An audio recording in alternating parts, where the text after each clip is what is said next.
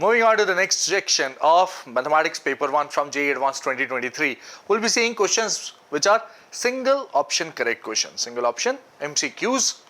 क्या है पहला सवाल, देखते हैं यहाँ पे. F from 0, 1 to R be a function defined as fx equal to square root of n if x belongs to 1 upon n plus 1, 1 upon n. Close से open. Where n is a natural number, let g from 0, 1 to r be a function such that integral from x square to x under root of 1 minus t upon t dt is less than gx is less than 2 root x for all x belongs to 0, 1. Then limit extends to 0 fx gx क्या हो जाएगा. इसमें से चार option है आपके पास.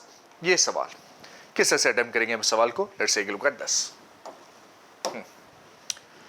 तो सबसे पहली चीज लिमिट का सवाल है. Limit x tends to 0 fx into gx की बात कर रहे हैं. क्या हम अलग अलग लिमिट्स निकाल सकते हैं? अगर हम अलग अलग लिमिट्स निकाल पाए और मे बी अगर वो फाइनाइट आ गए तो हमारा काम शायद आसान हो जाएगा.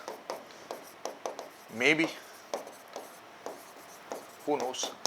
This is what we have. Let's say पहले इंडिपेंडेंट लिमिट्स निकाल के देखते हैं. अच्छा, सबसे पहले लिमिट एक्सटेंड्स टू 0. अगर मैं gx की बात करूं, gx देखो, gx स्पेसिफिकली दे नहीं रखा. gx किस तरह से दे रखा है वो देखिए. एक्स स्क्वायर से x t upon t dt is less than gx is less than 2 square root of x. इसमें अगर आप इधर और इधर के बीच में gx है, इन दो फंक्शंस के लिमिट निकालने के लिए ये वाली लिमिट और ये वाली लिमिट शायद आप निकाल सकते हैं. मे बी सैंडविच थ्योरम का एप्लीकेशन लग रहा है यहाँ पे. Limit x tends to 0, this will be 0. Limit x tends to 0, ये 0 to 0 इंटीग्रल की लिमिट कितनी हो जाएगी? 0 हो जाएगी.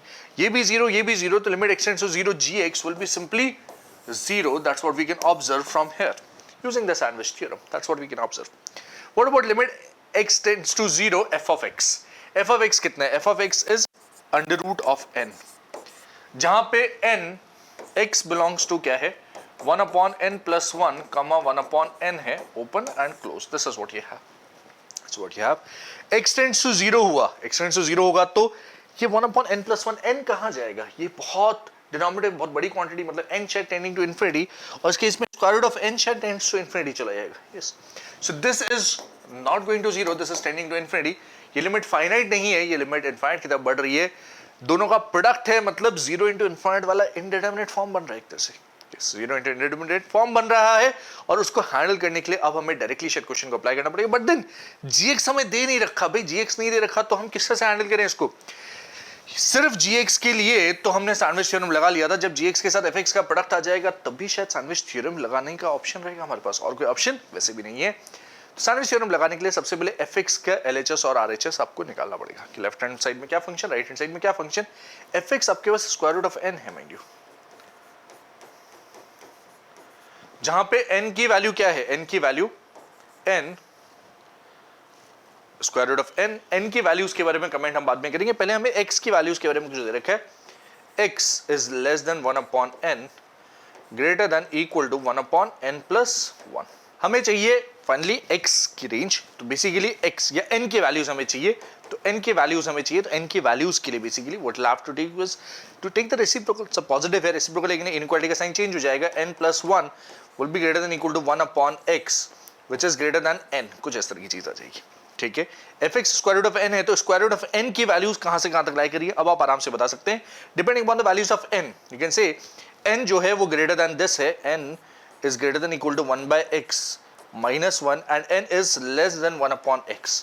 इसके बेसिस पे आप स्क्वायर रूट लेके under root of n that is fx के लिए कमेंट कर सकते हैं कि fx कहां से कहां लाई करेगा. This is what you can comment easily over here. देखिए ध्यान से, देयरफॉर fx जो कि स्क्वायर रूट ऑफ n के बराबर है that will be less than 1 upon square root of x greater than equal to 1 upon x minus 1 का square root. कुछ इस प्रकार. This is what you can say. तो fx के लिए भी आपने दो ऐसे फंक्शन निकाल लिए जिसके बीच में हमेशा fx लाई कर रहा है. gx के लिए भी ऐसे दो फंक्शंस आपके पास हैं. आप fx into gx के बारे में आप कमेंट आराम से कर सकते हैं. Let's take a look at that particular thing over here. क्या है इसके आगे? fx into gx के ऊपर कमेंट करना है हमें. fx into gx. अच्छा जी, gx तो 2 रूट x से, इधर पीछे हमने fx निकाल लिया. gx 2 रूट x से, दोनों का प्रोडक्ट कर देंगे तो 1 upon root x into 2 root x. This is what you have. What about the left hand sides? Left hand side में gx ये है, right, और fx ये है. 1 upon x minus 1 in the under root. ठीक है बेटा, 1 upon x minus 1 in the under root into gx तो हमें दे ही रखा है integral of x square to x under root of 1 minus t upon t d t. This is what you have. अच्छा, एक तरफ लेस देन था, एक तरफ लेस देन इक्वल टू था. लेस देन इक्वल टू, तो दोनों को कंबाइन किया तो यहाँ पे लेस देन आ गया. This is what you will get. अच्छा, once you reach this stage then what next. Simplify कर दीजिए अब इसके आगे. तो लेट्स सॉल्व दिस कि लिमिट की वैल्यू निकालिए. Limit x tends to 0 under root of 1 minus x upon x integral of x square 2x under root 1 minus t upon t dt is less than limit extends to 0 fx into gx is less than limit extends to 0 of this. और यहां पे root x कटेगा, limit x tends to 0 of 2 आ जाएगा आपके पास, which is simply 2. Right hand side पे ये चीज आ जाएगी. लेफ्ट हैंड साइड पे ये है. अगर ये चीज कुछ अच्छी वैल्यू आ जाती है, जैसे अगर 2 ही आ जाती है, तो शायद आप लिमिट के बारे में कमेंट कर पाएंगे, नहीं तो मुश्किल होगा कमेंट करना. Let's see. देखते हैं ध्यान से. इस पर्टिकुलर एक्सप्रेशन को सिंप्लीफाई करने अब हमारा टारगेट है. इस पर्टिकुलर एक्सप्रेशन में ये टर्म तो 0 हो रही है, ये एक्सटेंड्स टू 0 पे ये बहुत दूर भाग जा रही है. इन्फिनिटी 0 इंटू इन्फिनिटी फॉर्म में सिंप्लीफाई करने के लिए जब ये एक्स स्क्वायर और एक्स इन्वॉल्व है इंटीग्रल में, तो हाँ हमें LH रूल यूज करना पड़ेगा. Taking this in the denominator 0/0 form बना लेते हैं पहले. लिमिट एक्सटेंड्स टू 0 तो यहाँ पे है ही, हाँ एक्स स्क्वायर है, एक्स है, under root of 1 minus t upon t d t है. अच्छा, और डिनोमिनेटर में ये पूरी चीज चली है which is under root of x upon 1 minus x मिल रहा है मुझे. This is what I will be getting. Yes, ध्यान दीजिए ये चीज मिल रही है. यस. अच्छा, और अब ये लिमिट बराबर हो जाएगी limit x tends to 0 fx upon gx, दोनों की दोनों टेंडिंग टू 0 है. fx अपॉन gx की लिमिट एक्सटेंड्स टू 0 पे this will be equal to f prime x upon g prime x. दोनों का डेरिवेटिव, इसका डेरिवेटिव अलग, इसका डेरिवेटिव अलग. न्यूमरेटर का डेरिवेटिव आप लिख सकते हैं. x और x स्क्वायर, इधर t वेरिएबल है तो सबसे पहले एक t की जगह x सब्स्टिट्यूट करेंगे. Under root of 1 minus x upon x और x का derivative 1 minus x square substitute करेंगे which is 1 minus x square upon x square और साथ में x स्क्वायर का derivative which is 2x. This is what you will have. Right. अच्छा, और denominator में क्या जाएगा, इस पूरे का derivative 1 upon 2 under root of this, denominator में जाएगा इसका under root which will be reciprocal 1 minus x upon x आ जाएगा. हाँ, और साथ में x अपॉन 1 माइनस x का derivative which is 1 minus x का होल स्क्वायर, न्यूमरेटर में 1 माइनस x इंटू x का derivative 1 minus x into 1 minus x का derivative which is this. This is what you will gate. This is what you will gate. अच्छी बात है, ये मिल गया. हाँ, इसके बाद लिमिट एक्सटेंड्स टू 0, ये तो सिंपल हो गया. इसको फर्दर लिमिट एक्सटेंड्स टू 0, ये किस चीज में सिंप्लीफाई हो रहा है ये देख लेते हैं. 1 minus x x 1 minus x x यहाँ से कॉमन आ रहा है. 1 माइनस एक्स अपॉन एक्स अगर आप कॉमन ले लें तो ब्रैकेट में बचेगा 1 minus this will B 2x या 1 प्लस एक्स अंडर रूट में बचा. हाँ, डिनोमिनेटर में एक x है, यस, और 2x बाहर है, वेट कर रहा है. This is what you have. What about the denominator 1/2 as it is है. Root of 1 minus x upon x भी है, होने दीजिए. और ये कितना है 1 अपॉन 1 माइनस एक्स का होल स्क्वायर है. अच्छा, ये टर्म्स कट जाती हैं यहाँ से. कैन यू ऑब्जर्व दैट, ये टर्म कैंसल आउट हो रही है. अच्छा, और अभी लिमिट एक्सटेंड्स टू 0 की बात करें तो 2x upon root x will be root x in the numerator. Right. Root x times 1 plus 0 will be 0 and 0 से मल्टीप्लाई करके 1 को, दिस इज ओवरऑल 0, 1 माइनस 0 बन रहा है इन द न्यूमरेटर. डिनोमिनेटर में क्या बन रहा है इसको देखिए, 1 माइनस 0 का whole square which is 1 into 1/2. तो डिनोमिनेटर में 1/2 बन रहा है विच इज ओवरऑल 2. अरे वाह, this is nice, this is nice. तो ये लेफ्ट हैंड साइड पे भी लिमिट कितना आ गया 2, राइट हैंड साइड पे भी लिमिट कितना है 2. तो बाय सैंडविच थ्योरम में बोल सकते हैं कि limit x tends to 0 fx into gx की वैल्यू कितनी आ रही है, this limit is equal to 2. That's the answer which will be getting over here. बहुत सारी चीजें इसमें इन्वॉल्व हो रही है. यहाँ पे डिफरेंशिएशन इन्वॉल्व हो रहा है. लिमिट्स के कैलकुलेशन के लिए आपको न्यूटन लिमिट्स लगाना है. हाँ, इससे पहले आपको सैंडविच थ्योरम भी लगाना है, दो बार ला के देखना है. यही नहीं, सबसे पहले चेक करना है आपको कि limit x tends to 0 gx, limit x tends to 0 fx क्या आ रहा है, उसके हिसाब से आपको आगे बढ़ना है. तो क्या रहेगा इसका difficulty level, let's take a look at that. On a scale of 10 this is a difficulty level 7 question as per this is the question. The final answers of this particular question is there. अगला सवाल बहुत ही मजेदार, 3-dimensional geometry और lots of imagination required है. कहाँ पे इस सवाल को सॉल्व करने के लिए, let me get aside, you can take a look at this particular question over here.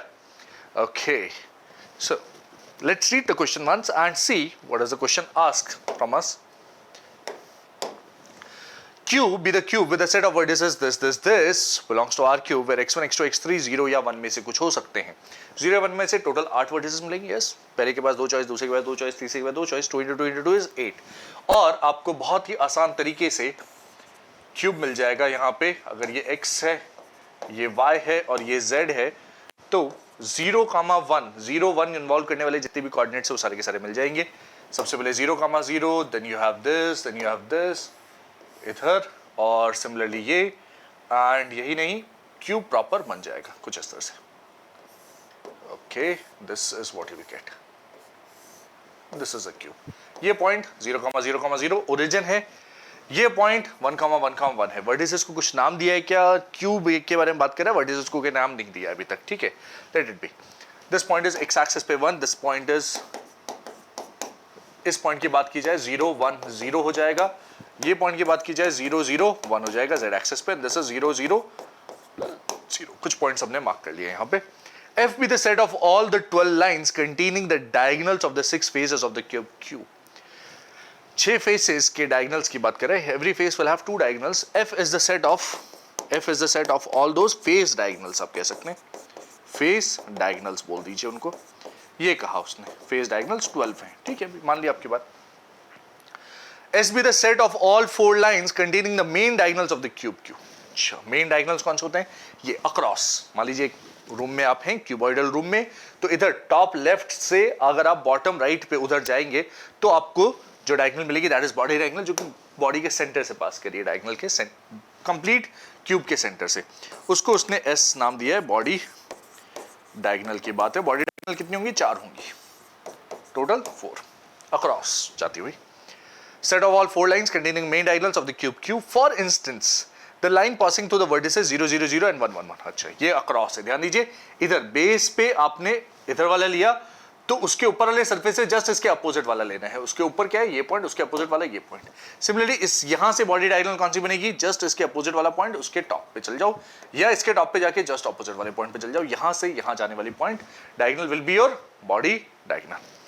अच्छा, ये बता दिया उसने बॉडी डायगोनल है। For lines L1 and L2 let D L1 L2 denote the shortest distance between the lines. D L1, L2 basically हम बात करें shortest distance की बात करें।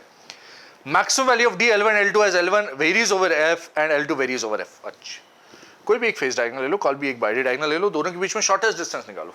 शॉर्टेस्ट डिस्टेंस बहुत सारे आ सकते हैं क्योंकि बहुत सारी बॉडी डायगोनल, बहुत सारी फेस डायगोनल्स हैं। हाँ, उनमें से जो सबसे बड़ा शॉर्टेस्ट डिस्टेंस होगा that is what is being asked. Maximum value of that distance as this varies over this and this varies over this. तो सबसे पहले फेस डायगोनल बॉडी डायगोनल के बीच में किस तरह के रिलेशंस बने और कैसे कैसे डिस्टेंसेस आएंगे उसकी बात कर लेते हैं। Let's talk about those things. Let's name this O A B C, then you have D E F G। सबसे पहले इनको नाम दे दिया, अच्छी बात है। And now let's imagine this कि भाई कोई भी बॉडी डायगोनल और कोई भी फेस डायगोनल को अगर अपने को हैंडल करना है तो किस तरह से। ये अगर एक बॉडी डायगोनल है, लेट से OF एक बॉडी डायगोनल होगी, हाँ, तो उसके करस्पॉन्डिंग फेस डायगोनल्स क्या क्या पॉसिबिलिटीज ले सकती हैं।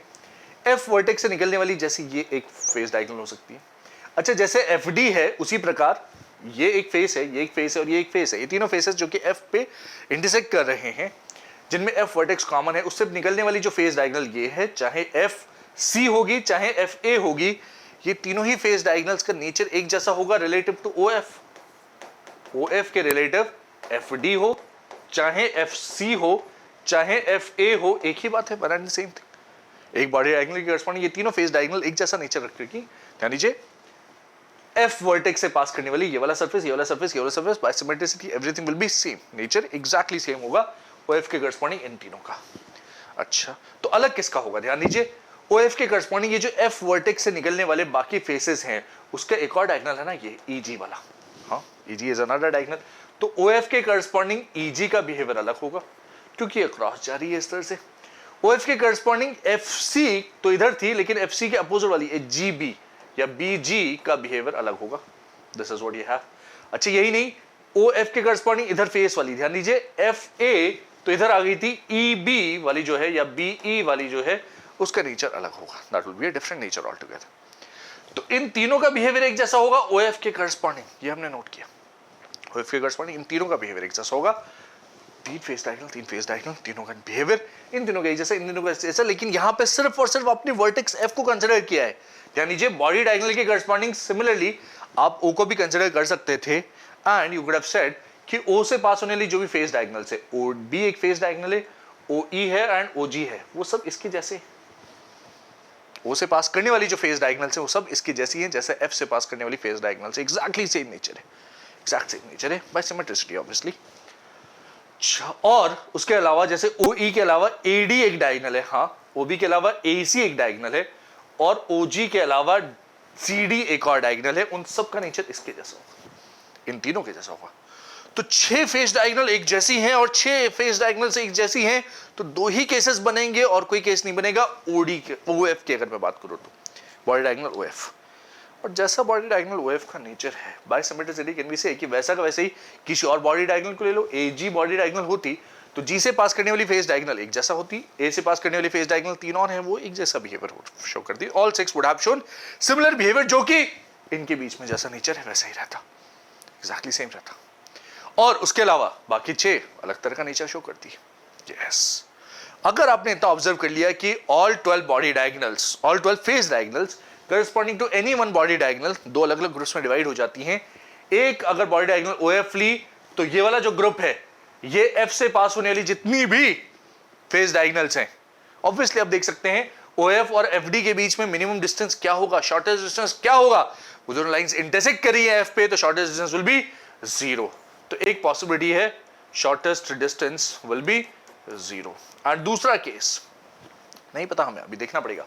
ये OF के करस्पॉन्डिंग अगर मैंने OF के करस्पॉन्डिंग EG को ले लिया होता, OF के करस्पॉन्डिंग EG को ले लिया होता, तो इस केस में शॉर्टेस्ट डिस्टेंस क्या होता पता नहीं हमें। इस पर्टिकुलर केस में मिलती है मुझे स्क्यू लाइंस, ये और ये इंटरसेक्ट नहीं कर रही है माइंड यू, इधर चल जाएगी तो दूर पहुंच जाएगी, वो दोनों उधर उधर चली जा रही है, इधर दूर और इधर भी दूर, बीच में कहीं ना कहीं शॉर्टेस्ट डिस्टेंस होगा इन दोनों के बीच में, दिस शॉर्टेस्ट डिस्टेंस, राइट। इनका तो शॉर्टेस्ट डिस्टेंस 0 है। 2 ही केसेस थे, 2 ही पॉसिबल शॉर्टेस्ट डिस्टेंस बनेंगे, एक तो 0 होगा एक कुछ और होगा। जितने पॉसिबल शॉर्टेस्ट डिस्टेंस है उनमें से मैक्सिमम वैल्यू ऑफ डी चाहिए, मतलब ये वाला शॉर्टेस्ट डिस्टेंस चाहिए, इससे तो ज्यादा ही होगा ना 0 से।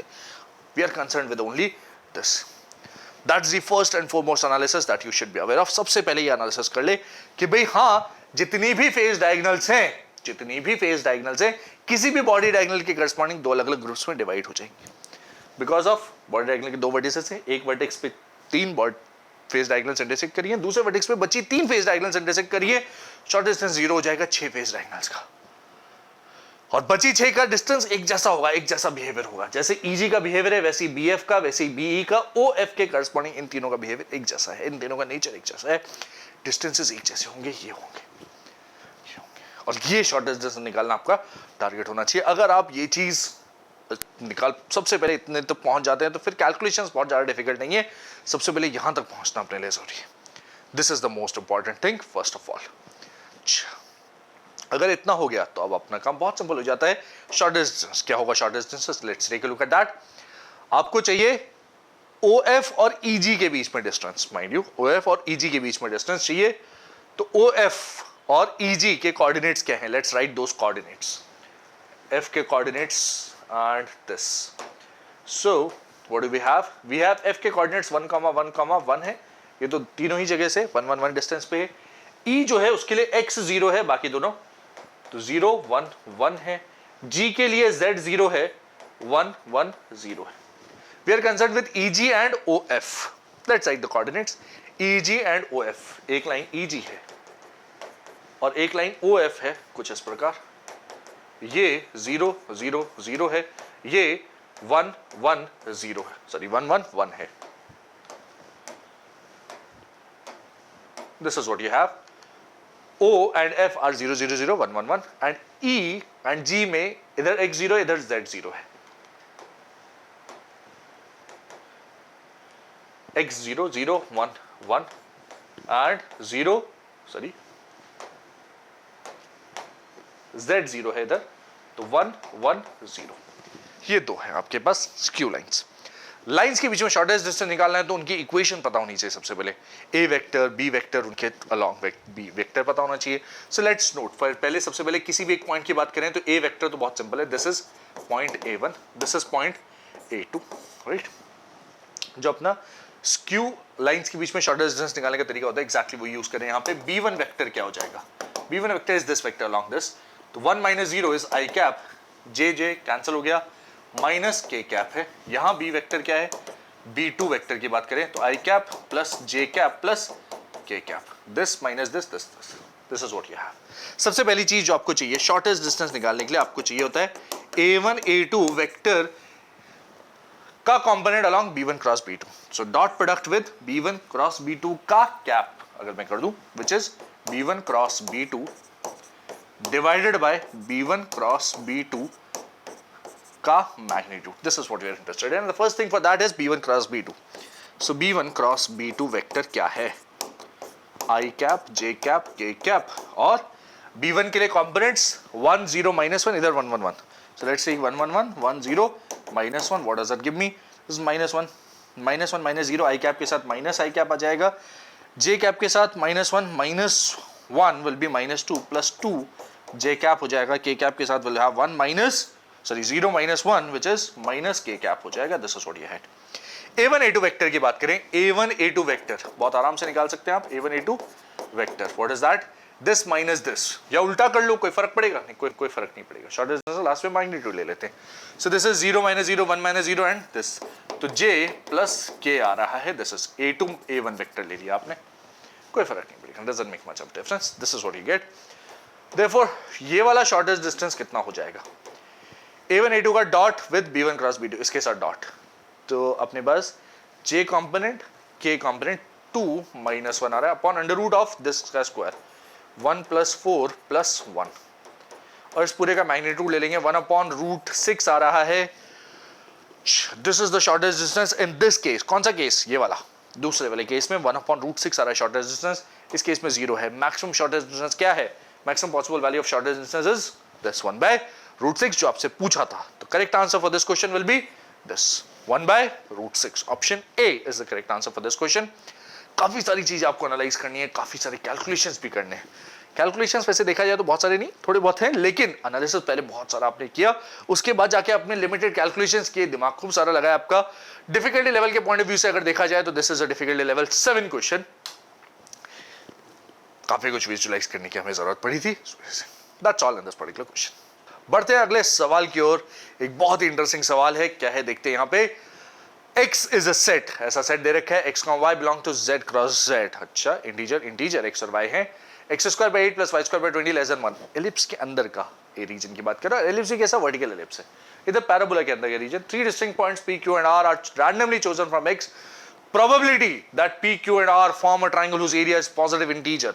Probability वगैरह को भी इन्वॉल्व कर लिया यहाँ पे, लेकिन पॉजिटिव इंटीजर पॉइंट्स से मतलब है, इंटीजर पॉइंट से मतलब है। तो let's take a look at this particular question. First of all we'll need to draw the region. कौन से रीजन की बात कर रहे हैं यहाँ पे, उसकी बात कर लेते हैं। सबसे पहले आपके पास एलिप्स जो है एक वर्टिकल एलिप्स है और पैराबोला है, y square less than 5x होगा यहाँ पे, y square is less then 5x। This is y square is less then 5x। Please make that correction. Yes, अच्छा, तो क्या कह रही है यहाँ पे कहानी पूरी की पूरी? Let's take a look at this. आपके पास एलिप्स कुछ इस प्रकार एलिप्स है, वर्टिकल एलिप्स है। हाँ भाई, x coordinate, y coordinate, x axis y axis है, ये ओरिजिन है, and you have y square is less than 5x. This is the parabola that you have. Symmetric along the x-axis अगर देखें तो x-axis के corresponding symmetric है। ये point क्या है on the x-axis? This is square root of 8, 0. Square root of 8 is 2 root 2, 0. This point is 0, root 20. Root 20 is 2 root 5. Although मुझे ellipse के अंदर और parabola के भी अंदर, तो we are concerned with this region over here. इस reason में हमारा इंटरेस्ट है सबसे पहले। अच्छा, इस रीजन की बात करनी है तो हमें ये वाला पॉइंट भी चाहिए। Let's try to find this particular point over here. ये पर्टिकुलर पॉइंट मिलेगा मुझे दोनों इक्वेशंस को साइमल्टेनियसली सॉल्व करके। We have x square by 8 plus y square by 20। y square की जगह 5x रख दिया तो 5x upon 20 is equal to 1। This is what you will get, right? हाँ, इक्वल टू 1 सॉल्व करें अभी अपन, लेस देन की बात उसके बाद करेंगे। This is what you have. क्या मिल रहा है? 5 टाइम्स 4 इज दिस, एंड 8 से लगातार मल्टीप्लाई कर दिया तो x square plus 2x is equal to 8 मिल रहा है। हाँ, और -8 इक्वल टू 0 कर दिया तो x की एक वैल्यू मिलेगी -4 yes, x square plus 2x minus 8, x plus 4, x minus 2. सो x की एक वैल्यू मिलेगी 2. This is what will get. -4 वाली वैल्यू रिजेक्ट नहीं चाहिए अपने को. इधर कोई पॉइंट ऑफ इंटरसेक्शन नहीं है. x इक्वल टू 2 के लिए पॉइंट ऑफ इंटरसेक्शन मिल रहा है, x इक्वल टू 2, और उसके करस्पॉन्डिंग y क्या मिल रहा है, तो y square equal to 5x है, तो 2 कामा √10 मिलेगा इधर, और 2 comma minus square root of 10 मिलेगा इधर. Those are the 2 points. That's what we have. अभी आपको पॉइंट्स इनसाइड दिस रीजन चाहिए, तो वो कौन से हो जाएंगे वो देखिए. 2√2 2.8 समथिंग है, तो 3 तो नहीं आ रहा भाई. 2 वाली लाइन पे बहुत सारे पॉइंट्स मिलेंगे. ये वाले कौन से पॉइंट्स होंगे उनसे भी चर्चा करेंगे, बट सबसे पहले ये 2 वाली लाइन और एक 1 वाली लाइन पे कुछ पॉइंट्स मिलेंगे. उसके लिए मुझे ये 1 का एक्सट्रीम पॉइंट भी चाहिए. अच्छा, इंटीजर कोऑर्डिनेट्स वाले पॉइंट्स चाहिए ना. हाँ, 0,0 इनसाइड नहीं है mind you. y square less than 5 अंदर होना चाहिए, लेस देन 1 अंदर होना चाहिए, इक्वल टू नहीं चलेगा माइंड यू. तो y स्क्वायर लेस देन 5 वाला पॉइंट 0,0 ओके नहीं. सिर्फ ये 1 कामा समथिंग एंड 2 कामा समथिंग वाले ओके. 3 कामा समथिंग तो बाहर आ जाएगा, उसका कोई भी पॉइंट ओके नहीं है. ये √10 अप्रॉक्सीमेटली कहां है. √10 is 3 point something, 3.14 something this. तो 3 इज इंटरेस्टिंग पॉइंट. उसके पहले 2 है, उसके पहले 1 है, फिर 0 है, हॉरिजॉन्टल में -1 है, -2 है, -3 है. ये पॉइंट 1,2 अंदर है या बाहर पैराबोला की, ये हमें देखना पड़ेगा. जैसे पैराबोला में x की वैल्यू अगर मैं 1 रख दूं, x की वैल्यू 1 रख दूं, तो y की वैल्यू आ जाएगी √5. √5 इज 2 पॉइंट समथिंग. तो ये पॉइंट 2 पॉइंट समथिंग है. 2 वाला पॉइंट बेसिकली अंदर होगा. अब आप सारे के सारे पॉइंट्स मार्क कर सकते हैं. एक पॉइंट आएगा 1,2, 1,1, 1,0, 1,-1, 1,-2. 5 पॉइंट्स मिलेंगे यहां पे. इधर कितने मिलेंगे, 3 भी मिलेगा, 2 भी मिलेगा, 1 भी मिलेगा, 0 मिलेगा, -1, -2, -3. टोटल 7 पॉइंट्स इधर और 5 पॉइंट्स इधर मिल रहे हैं ऑन दीज 2 लाइंस. ये सारे के सारे इंटीजर कोऑर्डिनेट्स वाले पॉइंट्स हैं. ये एनालिसिस था कोनिक सेक्शन का. सबसे पहले कोनिक सेक्शन ने इतना एनालिसिस कर लिया है, बट कहानी अभी खत्म नहीं हुई है. इसके बाद क्वेश्चन चालू होता है. क्या, देखो ध्यान से. 3 distinct points P, Q and R are randomly chosen from X. 3 random points. 7 और 5 12 हैं. टोटल कितने हैं, टोटल 12 में से कोई से 3 चूज कर रहे हैं आपने. प्रोबेबिलिटी निकालने की कोशिश कर रहे हैं आप, तो डिनोमिनेटर में 12C3. 12 में से कोई से 3 आपने चूज कर लिया. यहां तक ओके है. Then the probability that P, Q and R form a triangle whose area is a positive integer. चैन नहीं मिला अभी और खून पिएंगे. कैसे कि एरिया आपका पॉजिटिव इंटीजर होना चाहिए ऐसे पॉइंट्स चूज करने के बाद. अच्छा, अब 3 पॉइंट्स चूज कर रहे हो, तो कोई से 2 पॉइंट एक लाइन पे, दूसरा पॉइंट अलग लाइन पे होगा. हाँ, मान लीजिए आपने इस तरह से इन पे 2 पॉइंट चूज कर लिए और ये ऐसा एक ट्राइंगल बन गया. तो इस ट्राइंगल के एरिया कितना होगा माइंड यू. एरिया के लिए आपको बेस की लेंथ चाहिए और हाइट चाहिए. Mind you height is always 1 और 2 के बीच में डिस्टेंस कितना है, 1. हाइट ऑलवेज 1 है. अच्छा, तो area will be half into 1 into this base. और अगर इसको पॉजिटिव इंटीजर होना है, तो b should be even integer. b should be even. That is the important thing to note over here. तो फेवरेबल केसेस अगर मुझे गिनने हैं, प्रोबेबिलिटी में फेवरेबल केसेस मुझे गिनने हैं, तो मुझे सारे के सारे केसेस गिनने होंगे जिसमें बेस मेरा इवन इंटीजर आ रहा है और ऊपर अलग कोई सा भी एक वर्टेक्स यूज कर सकते हैं. माइंड यू, ये वर्टेक्स यहां के बजाय अगर यहां पे भी शिफ्ट हो जाता तो भी सेम बेस काम कर जाता अगर बेस इवन होता. What do you mean? Nothing much. Area on the same base and between same parallels equal होते हैं. यस, हाइट इसके लिए भी 1 ही है, इसके लिए भी 1 ही है. बेस लेंथ अगर सेम हुई तो. अच्छा, तो बेस पहले मैं इन 7 पॉइंट्स में से चूज करूं और हाइट इनमें से चूज करूं, तो मुझे एक पर्टिकुलर केस मिल जाएगा. अच्छा, कैसे, देखिए ध्यान से. पॉजिटिव इंटीजर चाहिए area. So let's pick up इनमें से कोई सा एक वर्टेक्स. 5 में से कोई सा एक वर्टेक्स अगर मैंने चूज कर लिया, तो इसके करस्पॉन्डिंग बेस क्या क्या चूज किए जा सकते हैं वो देख लेते हैं. 1 2 3 4 5 6 7 अगर पॉइंट्स हैं, ध्यान दीजिए. बेस इवन इंटीजर तो विड्थ 2 हो सकता है. 1 के साथ आई कैन चूज 3. अच्छा, 1 के साथ आई कैन चूज 4. 1 के साथ I can choose 3 5 and 7, not 4. This is 1 2 3 4 5 6 7. सो 1 के साथ 3 या 1 के साथ 5 या 1 के साथ 7, इन तीनों ही केसेस में मुझे इवन बेस मिलेगा. यस. अच्छा, तो 3 केसेस तो ऐसे हो गए. यही नहीं, इसके अलावा और क्या. 2 के साथ आई कैन चूज 4 एंड 6. तो देयर आर 2 पॉसिबिलिटीज. प्लस 3 के साथ I can choose again 5 and 7, there are again 2 possibilities, plus 4 के साथ आई कैन चूज 6, एक पॉसिबिलिटी, 5 के साथ I can choose 7, that's another possibility, 6 के साथ आई कैन नॉट चूज, पीछे चूज हो गया, आगे कुछ और चूज नहीं कर सकते. These are the total possibilities when I have taken the vertex on this particular line x = 1. अच्छा, इसी चीज को गिनने का एक और तरीका था, अभी देखेंगे हम थोड़ी देर पहले, बट ये सिंपल तरीका बिना कोई दिमाग लगाए हुए, राइट. अब अगर वर्टेक्स इनमें से किसी को चूज कर लेते तो इस तरह से भी मुझे एरिया मिल सकता था. यस, वर्टेक्स सातों में से किसी एक को वर्टेक्स चूज कर लिया, उसके करस्पॉन्डिंग बेस चूज करना है, इनको नाम दे दो 1 2 3 4 5. तो 1 के साथ आई कैन चूज 3 और 5, देयर आर 2 पॉसिबिलिटीज. 2 के साथ I can choose 4, which is another possibility. 3 के साथ I can choose 5, this is another possibility, and it's not all. Those are the only possibilities that you have over here. Yes, base even. अच्छा नहीं, 1 के साथ, हाँ 1 के साथ I have chosen 3 और 5, 2 base 4 base ले लिया अपन ने. 2 के साथ I have chosen 4, which is okay. 3 के साथ I have chosen this. This is the possibility. सारी की सारी possibilities exhaust कर चुके हैं अपन. अब probability गिन सकते हैं. This is 3 plus 2 5 6 7 8 9 9 into 5 45 plus what is this? 4 into 7 28. This is what you have. Yes, 7 4 28 upon 12 C3, which is 12 into 11 into 10 upon 6 3 to 1. This is 2. What is that giving me? 45 and 28 is 73 upon 2 into 11 is 20. This is 220, and that's my required answer for this particular question over here. क्या है answer? 73 upon 220. Option B is the correct answer for this question. सबसे पहले निकालने हैं सारे के सारे integer points, वहां पे भी कैलकुलेशन करनी है. यही नहीं, प्रोबेबिलिटी निकालने के लिए फिर अच्छी खासी कैलकुलेशन आपको करनी है, तब जाके आपको आंसर मिलेगा सही. अच्छा, काफी कॉम्प्लिकेटेड लग रहा है ये सवाल. हाँ, कितना डिफिकल्टी रेटिंग देना चाहिए इसको? This is a difficulty rating 5 question. इसमें मल्टीपल चैप्टर्स भले इन्वॉल्व हैं, लेकिन टीडीएस कैलकुलेशंस, जिसको मैं बोलूंगा टीडीएस कैलकुलेशंस नहीं है, थोड़ा सा दिमाग लगाने आपका काम बहुत आराम से हो जाएगा. तो पिछले वाला जो क्वेश्चन था, इससे पिछले वाला, उसके मुकाबले रिलेटिवली आसान, बट हाँ in general on scale of 10 this is a 5 difficulty level, moderate difficulty, right. बढ़ेंगे अगले सवाल की ओर. क्या कह रहा है सवाल? कोनिक सेक्शन से रिलेटेड सवाल है, बहुत ज्यादा मुश्किल नहीं होना चाहिए आपके लिए. आप एक बार पूरे के पूरे क्वेश्चन को रीड कर लीजिए and then will discuss this particular question. Parabola के ऊपर बेस्ड. क्या है सवाल? P be a point on the parabola this where A is greater than 0, rightward facing parabola होगा. Normal to the parabola at P meets the x-axis at a point Q. ये कह रहा है, नॉर्मल की बात कर रहा है, अच्छी बात है. The area of the triangle PFQ where F is the focus of the parabola is 120 if the slope M of the normal and A are both positive integers and pair A, M. मुद्दे की बात, slope positive है, A भी positive है और positive integer है.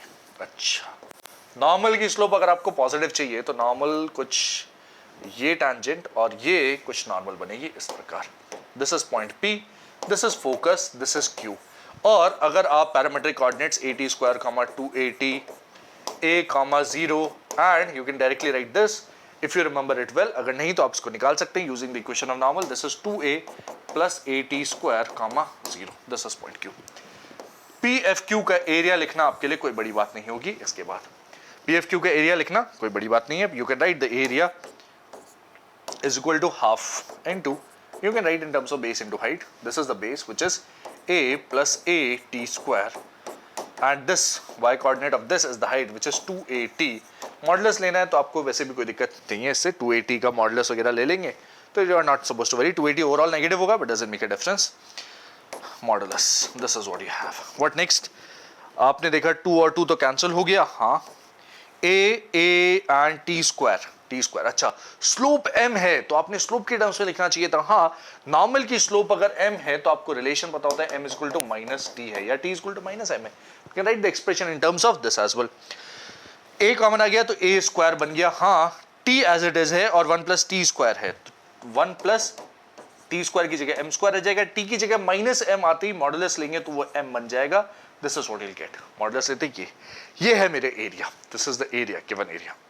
अच्छा, बहुत सिंपल, यहां तक कोई दिक्कत नहीं है. अगर आपको सब कुछ याद है तो you can easily do this much.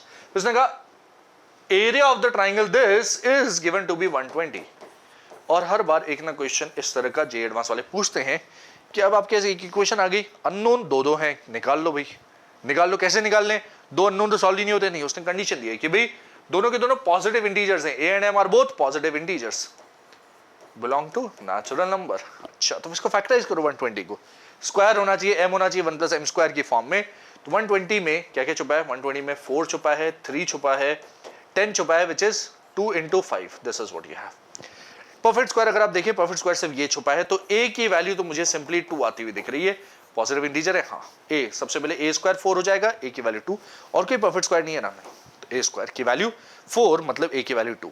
m क्या है, अब ये देखिए m क्या क्या हो सकता है, m कैन बी पॉसिबिलिटी 2, 3 और 5। अगर 2 होता है तो 1 प्लस 2 का स्क्वायर 4, 4 प्लस 1 5, 2 और 5 होता, लेकिन 3 का क्या होगा, फिर 3 तो कुछ नहीं, कहीं नहीं जाएगा, तो 2 नहीं हो सकता।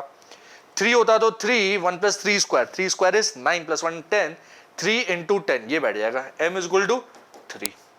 5 आप देख सकते हैं 5 नहीं बैठेगा, 5 के साथ 1 प्लस 25 26 नहीं बैठेगा कैसे भी करके, राइट। अगर 120 की जगह कोई और नंबर होता तो शायद वो बैठ जाता, कुछ और बैठता, बट अभी a is equal to 2, m is equal to 3 will work wonders over here, and that's the correct answer. Then the pair a comma m is 2 comma 3. The correct answer is option A.